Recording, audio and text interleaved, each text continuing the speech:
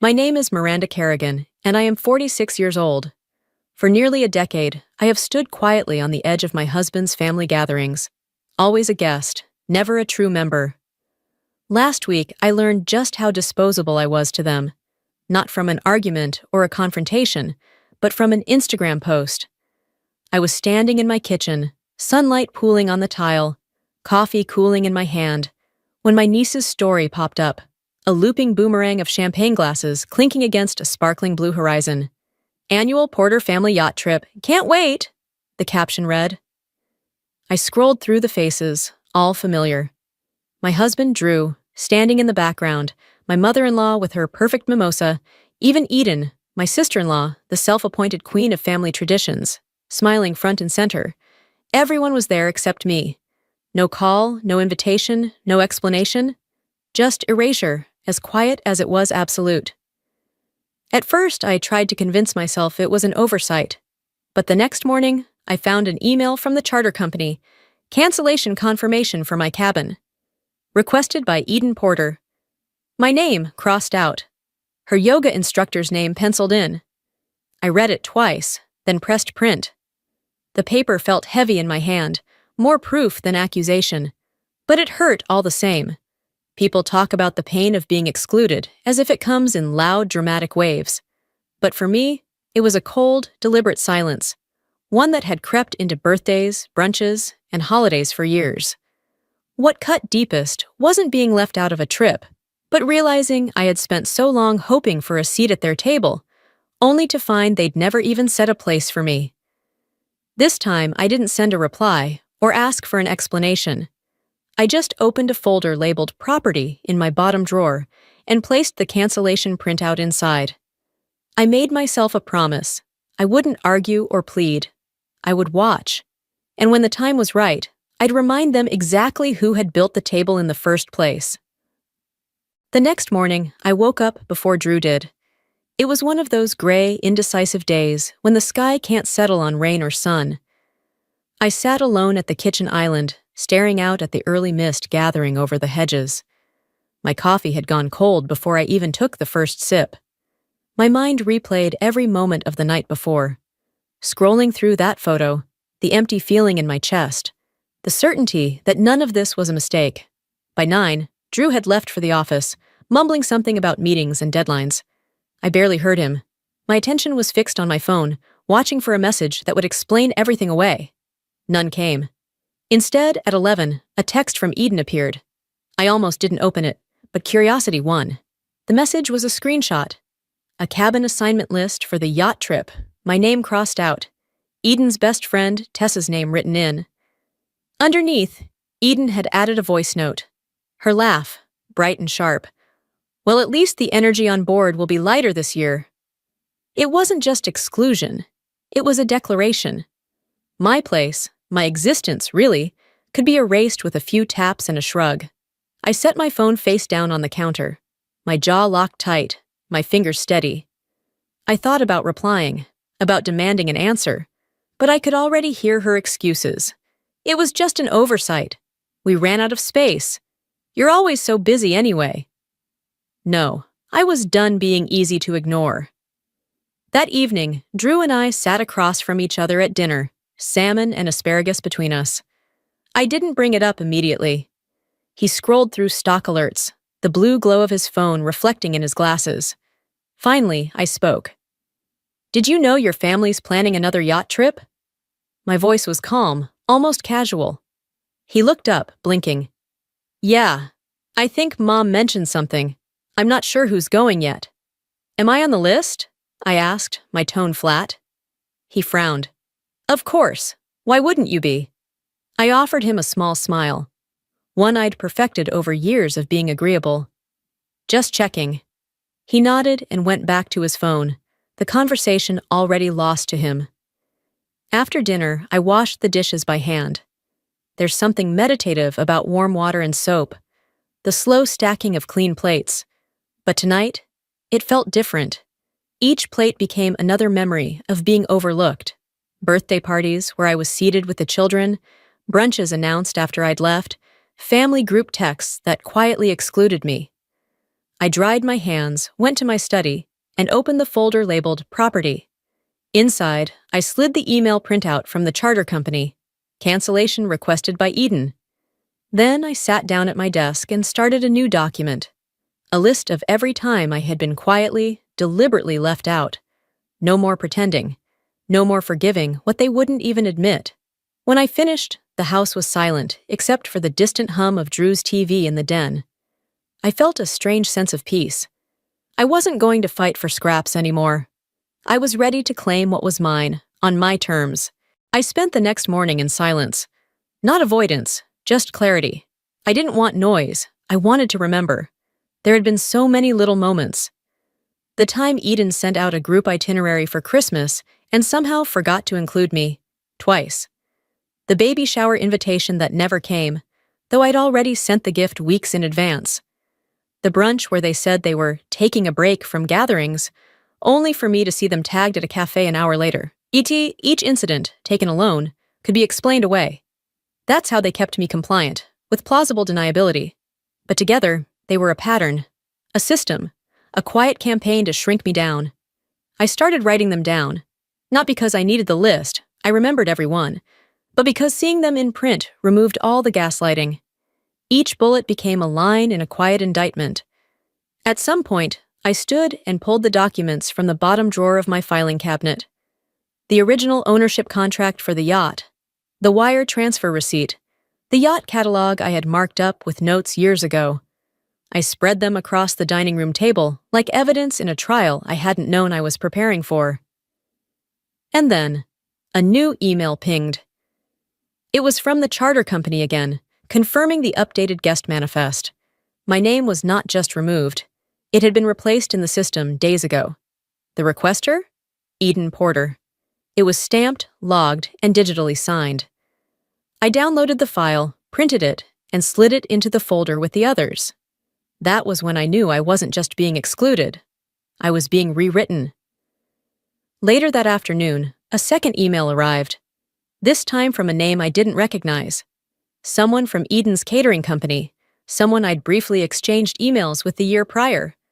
Attached was a screenshot of a private group chat. I read it once, then again, slower. "Don't worry, she's not coming. I handled it." Handled. The word settled like ash in my mouth. That wasn't an accident. That was orchestration. I printed that too. My folder was growing heavier, not just with paper, but with years of silence I had finally chosen to name. No rage, no panic, just a steady, sharpened resolve. That night, Drew sat in bed beside me, watching TV as if the ground beneath us hadn't shifted. I didn't tell him about the emails. I didn't show him the receipts. Not yet. I wanted him to sit in the quiet, to feel the weight of everything he had let slide by calling it family dynamics. I closed the folder and turned off the light. The last thing I wrote in my journal before sleeping was simple. I'm not waiting for an invitation.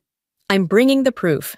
The day I left for Newport, the sky was clean and cloudless, the kind of sharp blue that feels almost performative. I wore a fitted black dress with a high neckline, a sand-colored coat that moved with the breeze, and a flat expression I didn't intend to soften. My suitcase wasn't filled with swimsuits or sandals. It held files, originals, copies, transcripts, and contracts, all marked, all organized, all real. I didn't tell Drew I was going. I didn't ask if his family knew I was coming. I didn't need either. The marina buzzed with quiet, old-money energy, polished shoes, muted laughter, champagne glasses clinking against the railing.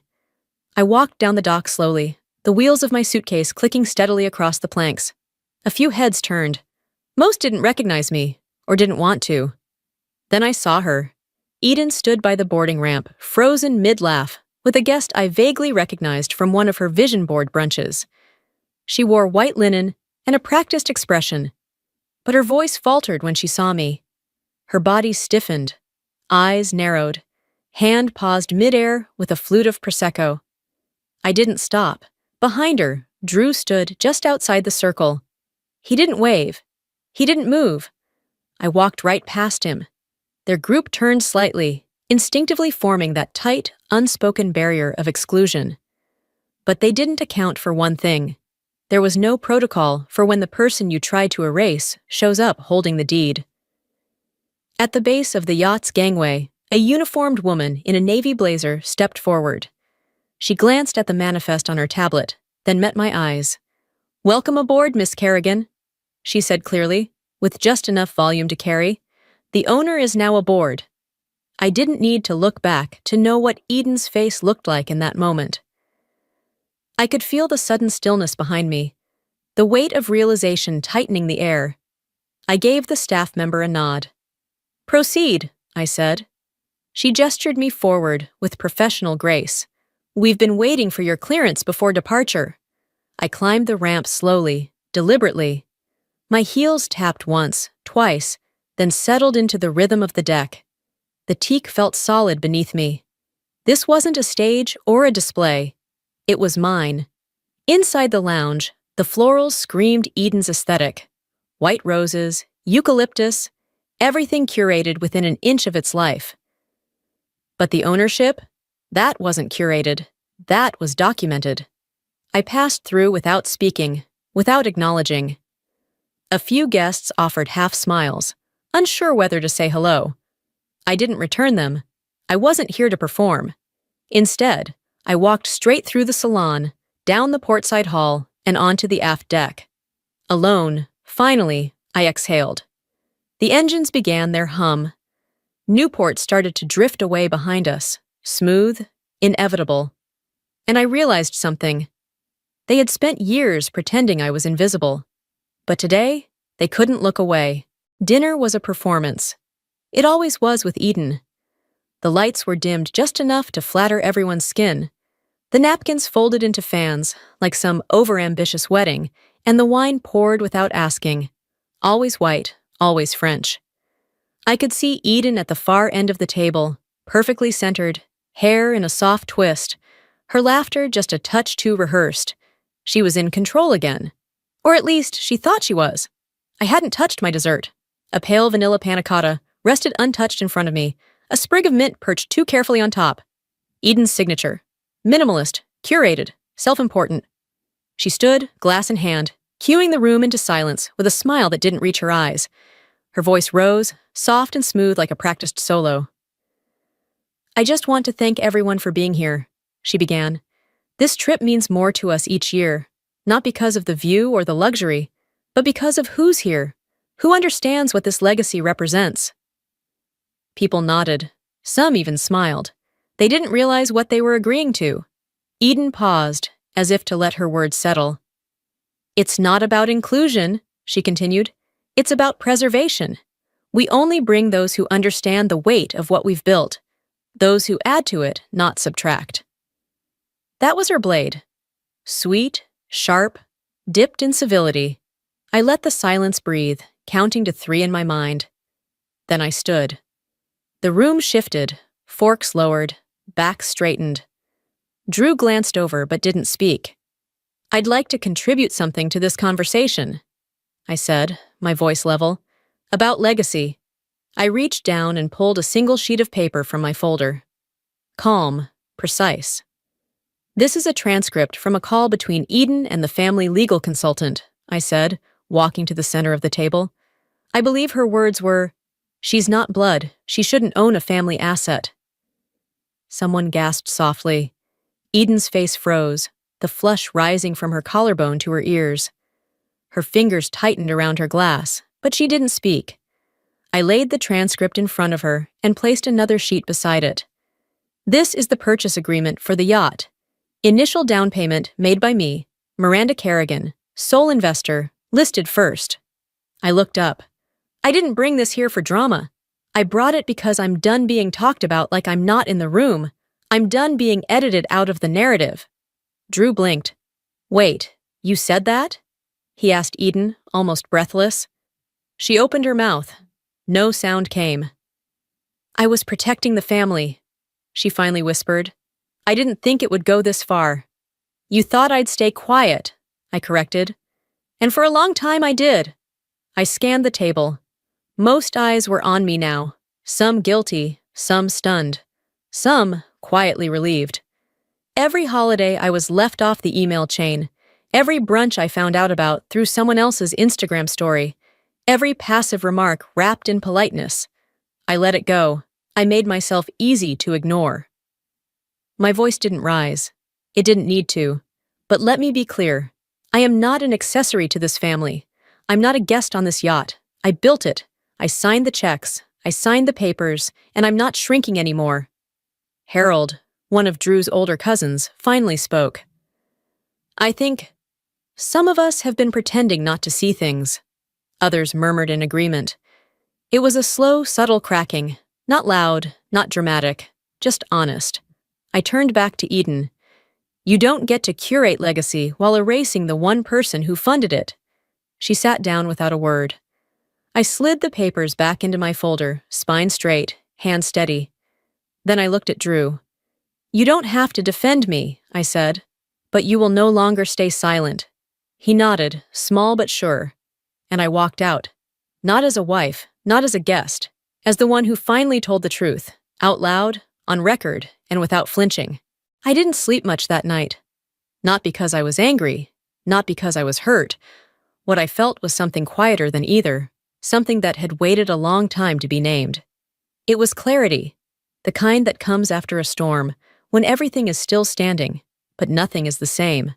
When I returned to the cabin, Drew was already sitting on the edge of the bed. The light was off, his back slightly hunched. He didn't say anything right away, just sat there, like a man suddenly aware that silence isn't always neutral. I think I always knew, he said eventually. The way she talked to you, the way you disappeared from things. I didn't sit. I didn't offer reassurance. I let the air carry the weight of what had never been said aloud. I thought staying out of it would protect you, he added. Or maybe I just didn't want to be uncomfortable. It wasn't your comfort that was shrinking, I said. He nodded, not defensively, just honestly. That was the beginning of something, not healing, but acknowledgement. The next morning, I stood alone on the stern deck, the marina slowly sliding into view. Newport gleamed through a thin veil of haze. The yacht cut through the water like nothing had happened. But it had. Eden never emerged. No closing toast, no apology, no curated Instagram wrap-up. Just silence. The kind that doesn't ask to be interpreted. It declares defeat. Drew approached me just before docking. His voice was even, steady. I spoke to Ronald, he said. He's transferring full ownership. You'll be the only name on it now. I looked at him for a long moment. It was never about the deed. I know, he replied. It was about dignity. That afternoon, I returned to the house like it had never belonged to anyone but me. Same chipped mug on the shelf, same creak in the floorboards near the hallway. But the energy was different. I unpacked slowly. Not just clothes, but what I'd carried for years. The restraint, the silence, the shrinking. I filed the documents away. Ownership papers, transcripts, receipts. Not out of spite. Out of respect for the road I'd taken to get here. I relabeled the folder, Mine. A week later, I hosted brunch. It wasn't elaborate, just good food, black coffee, and people who didn't need to be impressed. Callista brought lemon bars. Ronald and his wife arrived with homemade jam. Drew brewed the coffee and didn't try to smooth anything. He simply poured and sat, present. The table wasn't a designer piece. I had found it at a second-hand store, refinished it by hand in a garage that smelled of dust and stubborn hope. I thought I was making it nice enough for others. I didn't realize I was making it for me. Maya arrived last, Eden's niece. Reserved, smart, aware. She stood at the door before speaking. I hope I'm not intruding, she said. But I've been thinking about the trip, about you. You're the only one in this family who built something real, not inherited it, not married into it, built it. Her voice didn't waver, and I didn't offer false modesty. You're not intruding, I told her. You're welcome. She sat. That was all it took.